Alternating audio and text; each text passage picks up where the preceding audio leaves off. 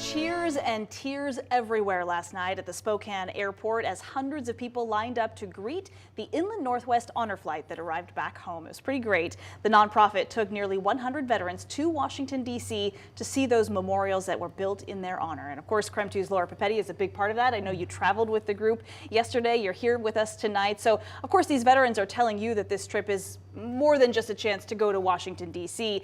It's a lot of emotion that they have maybe been holding on to, and for some a chance to maybe heal as well. It's unbelievable. I traveled with our photographer, Brett Alberry, and we watched it. It's about healing for many of the veterans and watching them place their hand on the memorials, like the Vietnam Wall, or walk along the really haunting Korean War Memorial is an honor for us to be able to capture that. But really what so many of them told us is that really it's not just about the memorials, it's getting off the bus and having a cheering group of kids or receiving a special package of mail on the plane ride back. The real treat is really all of that. So we wanted to share just a few quick highlights about the trip, and that will let you know about the stories that we'll be telling over the next month. So let's take a look. It, like I said, was amazing. Here's a picture I wanted to share. 96-year-old Emmett McLaughlin. He was the only World War II veteran on the trip, and I found out he's actually the only World War II veteran that was on the list for Inland Northwest Honor Flight. So he may very well be the very last World War II veteran to travel with our local group. They do give them preference, right, based on when they were in a conflict, just to make sure that they have that opportunity? You know, it's a waiting list, and then if there's medical reasons or age that plays a role, absolutely. Best part of Emmett, by the way, as with many of the veterans, he didn't want any special mentions about it. Like, he's like, no, everyone else has done so much more than me. That's what he would say.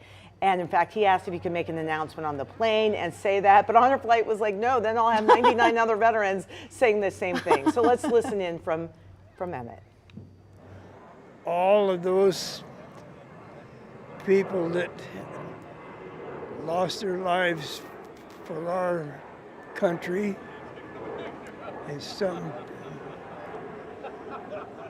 pretty amazing.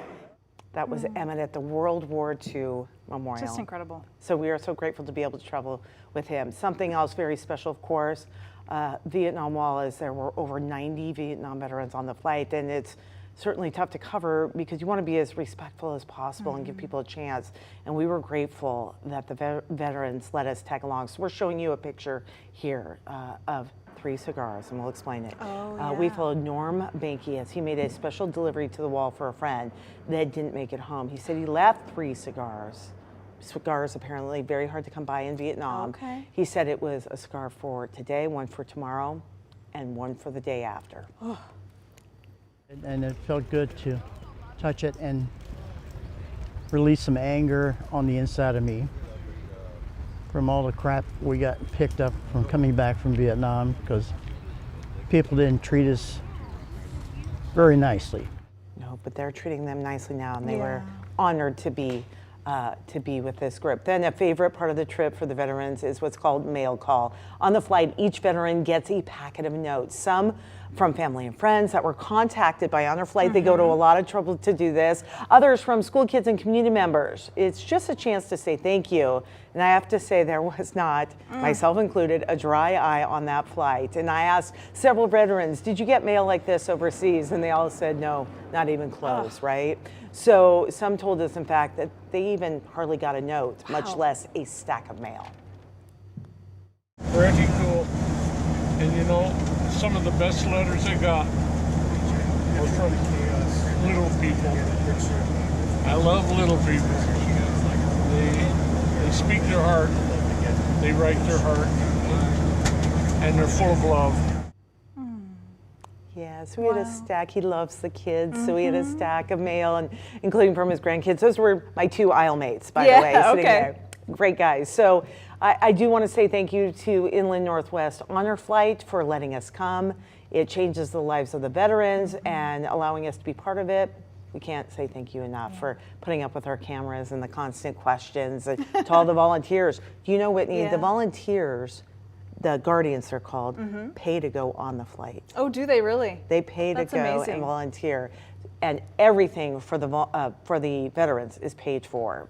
but that, of course, takes a lot of money. Of course it does. So of course they rely on donations, right, to make right. this all happen. So there are 600 veterans right now on the waiting list. Wow. And time matters. It's imperative because of the backlog of COVID. Yes.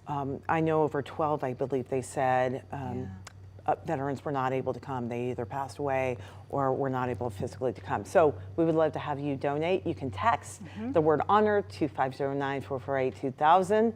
We'll send a link to your phone, or you can check it out on our website or Honor Flight website, Inland Northwest Honor Flight. Laura, thank you so much. And of course, we have a lot more information on our website. Yep, You can learn how to be a part of it in whatever way that works for you. So again, thanks for your stories, and there will be more of those to come in later broadcasts as well.